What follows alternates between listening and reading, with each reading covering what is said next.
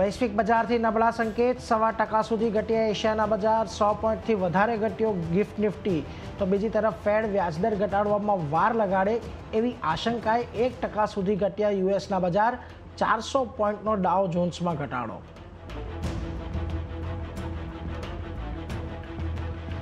ફરી નવા શિખરે પહોંચ્યું સોનું, $2290 પાસે પહોંચ્યું કોમેક્સ ગોલ્ડ. બીજી તરફ ક્રૂડ પણ 6 મહિનાના શિખર પર, 89 પાર નીકળ્યો બ્રેન્ટ. સપ્લાય ઘટવાની અને મધ્ય પૂર્વમાં સંકટથી કિંમતોમાં આવી તેજી. NSE ઇન્ડેક્સ લોટ સાઇઝમાં કર્યો ફેરફાર, નિફ્ટીની લોટ સાઇઝ 50થી ઘટાડીને 25 કરી.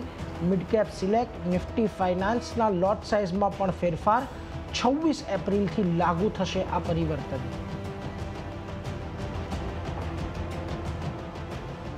તામિલનાડુ અને છત્તીસગઢમાં અલ્ટ્રાટેકે 2 નવા સિમેન્ટ પ્લાન્ટ શરૂ કર્યા.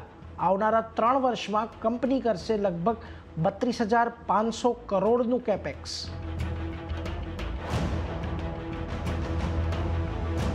બ્રોડબેન્ડ સર્વિસ આપનારી કંપની હેક્ઝાકોમનો આજે ખુલશે IPO. 542થી ₹570 વચ્ચે છે પ્રાઇસ બેન્ડ. કંપનીની 4,275 કરોડ એકત્ર કરવાની યોજના.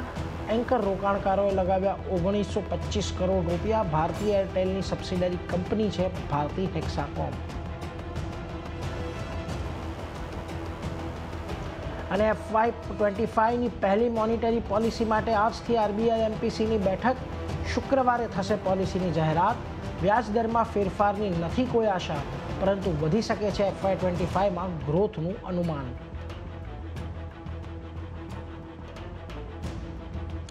અને તાઇવાનમાં 7.2 તીવ્રતાનો આવ્યો ભૂકંપ. ભૂકંપને કારણે બિલ્ડિંગો પડ્યા અને સુનામી આવી.